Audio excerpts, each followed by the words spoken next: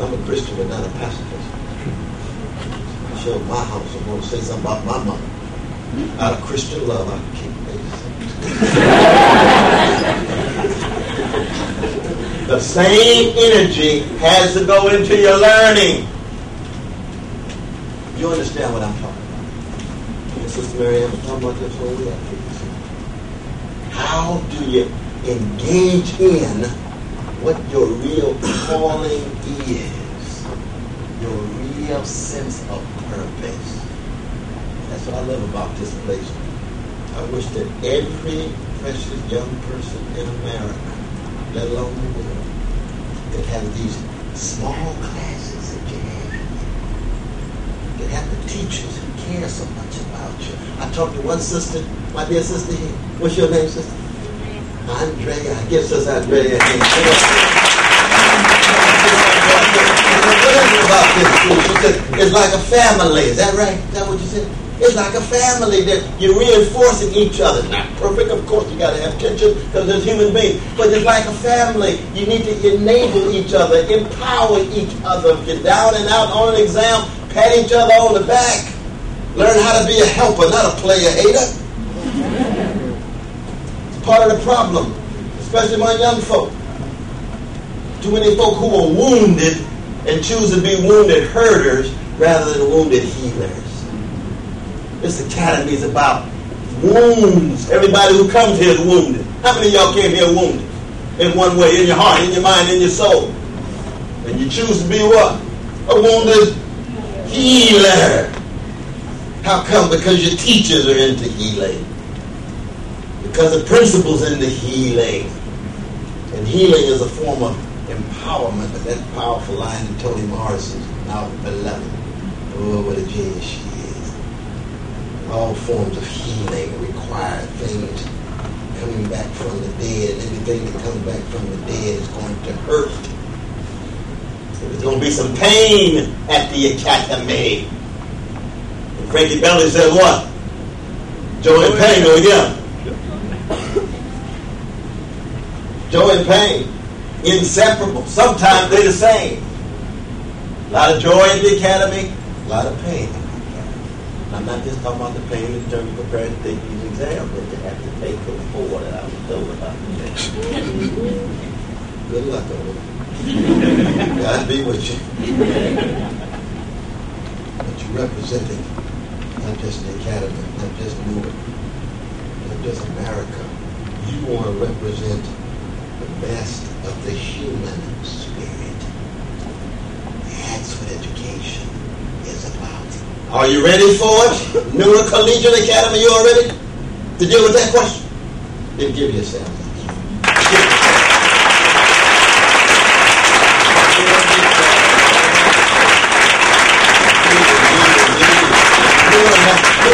Question and answer because I'm in no rush. I don't have my office hours today. What, 2 o'clock? We got office hours at 2 o'clock. It only takes an hour to get back to Princeton. So we've got questions and answers. Please do not hesitate. Jump right in, my dear brother.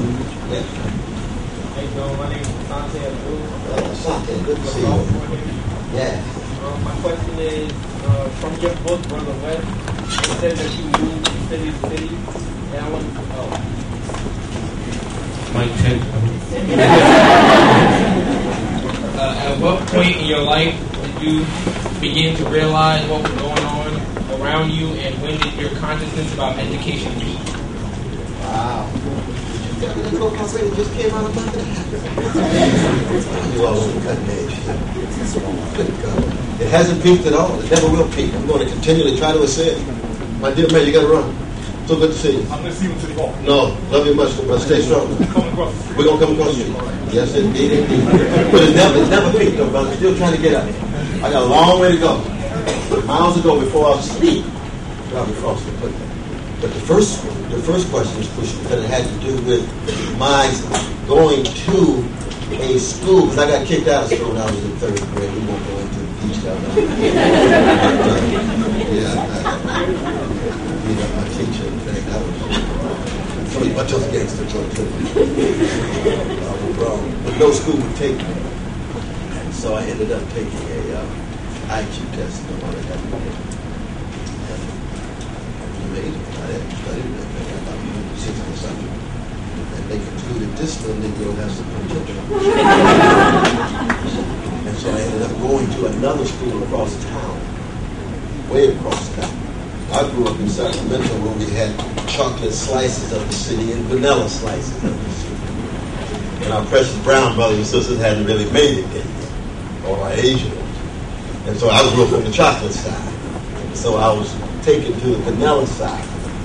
And it's there where I began to read even more voraciously and began to make the connection between life of the mind on the one hand, struggle for justice on the other.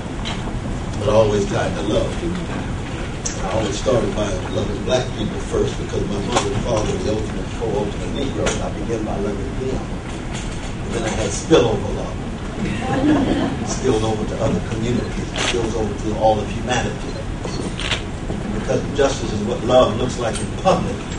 It's impossible for me to believe that I'm part of a crusade for love and not struggle for justice and sacrifice for justice. So I was very, very young. I was also blessed to hear Martin Luther King Jr. speak when I was 10 years old. That had a tremendous impact on my life. Tremendous impact on my life. I don't remember a word. All I knew was one thing. That brother was so for real, and what he was talking about, he was willing to live and die. It was like being at a Curtis Mayfield concert. Curtis Mayfield was so real. That's another one, y'all. Write it down. Curtis Mayfield. Write it down. He was so real in the love that he was talking about in the music. And even if you couldn't hear all the lyrics, you could feel it. Ray Charles sang away, Stevie Wonder the same way.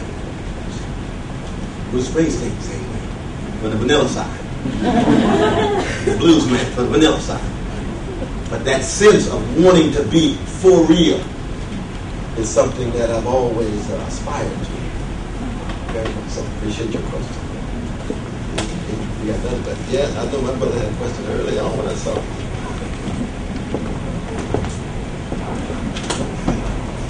Good afternoon. My name is Marlon Langstaff. I'm a sophomore at Newark Collegiate Academy. And my question is to you, Dr. West. I know, like, as a young African-American man, you dealt with a lot of conflicts. What are some of the obstacles you had to overcome to become the successful man you are today, and what does it symbolize? Well, I appreciate that. But, of course, the two pillars are self-confidence and self-respect. You have to have confidence in yourself. You have to respect yourself. Secondly, I tried to make sure that I spent time with persons who were trying to do the right thing. Because I was also an athlete. And so I spent a lot of time after school athletics and so forth. And we tended to be folks who were highly disciplined.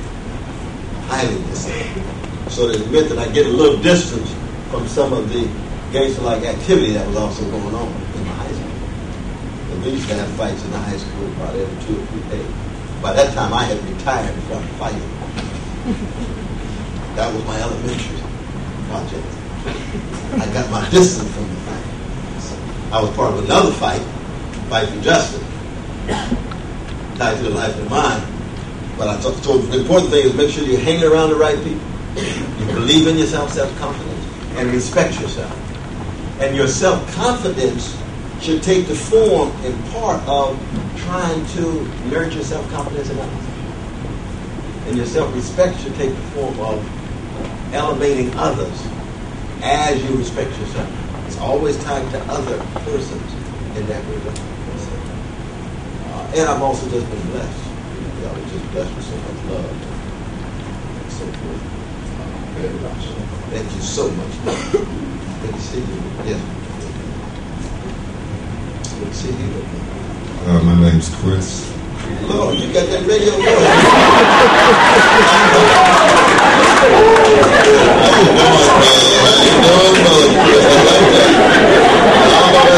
That's smooth, brother. I'm not putting you down. That's beautiful. That's smooth. But it's smooth. Luther Vandross, come back for the day.